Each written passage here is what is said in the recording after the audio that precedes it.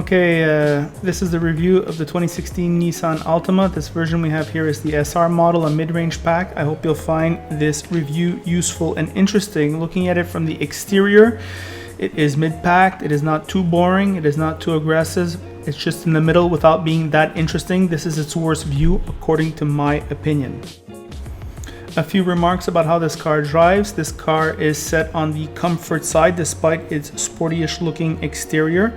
Noise, vibration, harshness is well under control, but it is always the case with these new cars. The control weights are very soft, the chassis is set up like a boat, and this thing does come with 6 airbags, which is kind of the cheapo side.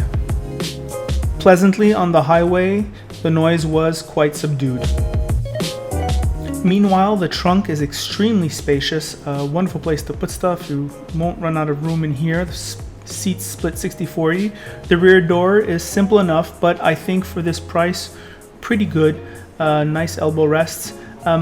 The back seat is huge, lots of space for your body, lots of space for your legs, and after 6 feet, your head will brush, as do most of its competitors. There is no charging ports or vents for the rear passengers, which is maybe a little bit cheap at this price. However, the front design of the door is nice. There's blue stitching, wonderful elbow rest, all padded. It seems an acceptable level of quality. There's no rattles in here. In fact, the whole front space is very useful. I mean, you have so much room for your legs. It's actually kind of amazing. The seats themselves do come from, it seems like almost a decade ago when seats were all mushy. However, they were comfortable for the hour ride that I did. Center console, once again, look at there's not a lot of design language, but there's a lot of design functionality. That's a metaphor for Nissan, actually. Nissan interiors, at least. You can see you have power seats for the passenger with this model. Nice, simple design. Once again, it looks like what worked 5-10 years ago in cars. You do have a very small camera, but you do have a backup camera, which is kind of nice. The engine is a centerpiece of this car. This engine does 182 horsepower, 180 pounds of torque, and it does 8.9 in the city, 6.3 on the highway. With the non-18-inch wheels, you get 8.7 and 6, and the V6 gets 10.3 and 7.4. So fuel economy, no problemo. And that CVT, they put artificial gear changes in there. It feels pretty good. I can't complain about it. Others do. I'm just not complaining about it. Here it is on the road. All right, car lovers. What I like is we didn't get like the all-equipped model. We got kind of like the mid-range model, which I think is the one most people buy, the SR. Right away on the move, I can tell you a few things. The engine refinement, that means how smooth it is kind of average. The CVT transmission simulates gear shifts, and I really had to like check, is this really a CVT?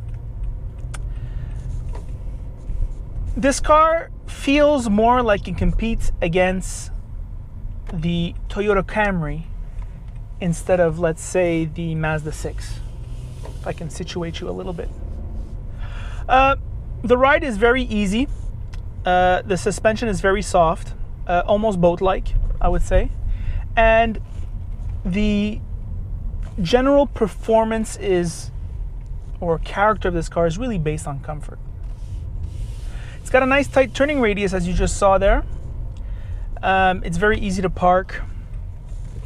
This car does come with a nice leather steering wheel. It's a bit thin. I like the blue stitching. It's kind of cute. The leather is not the best in the world, but at least it's leather. The general quality here feels late 20s in terms of price. 28, 29, 30. And I pretty much think this is where this car is priced. Wonderful elbow rests here on my left. Nice leather or leatherette elbow rest on my right. The seats are excessively soft. I mean, they feel like the seats from another era. Are they comfortable? Yeah, they're squishy. How will they fare out on a 2-hour trip? I don't know. But for the hour drive that we've been doing now, it's fine. Easy car to drive. You know, Nissan's has become, oddly enough, a very utilitarian company, I find, of recent. Every time I try their cars, there's nothing exceptional about them, but they do everything okay. There's nothing weird. There's nothing like completely off. The trunk space is fine. The rear seat room leg room is incredible. The rear leg room. Headroom, after 6 feet, you're going to start brushing, just like all its other competitors.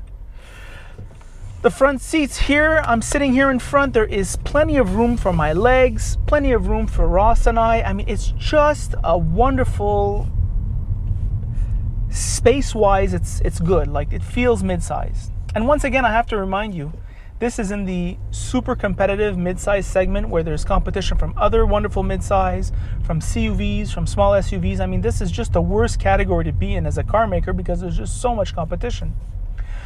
Where does this vehicle stack up? I think it stacks up kind of like in the middle. There's nothing wrong with it at all, but there's just nothing wonderful about it.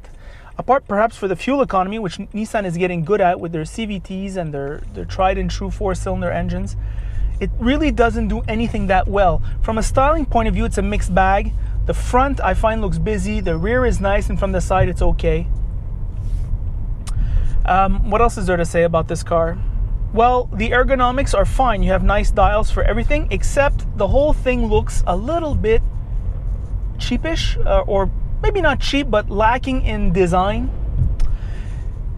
The dials here are of a reasonable nice font. The info screen in the center really looks cool, especially on startup. It looks like it's almost in 3D because like the window of the screen and the actual screen itself are at different angles. It's kind of cool the way that works. Driving around town, these bumps, it soaks them up perfectly. I mean, to do your daily routine, this car is very good. Once again, nothing weird about this. It just does everything right. It's nice to be able to drive like a non-fully equipped version. This is like a car that most people will buy, and it's okay. It feels mid-pack, and I'm gonna stand by that. And I think that's pretty much the review.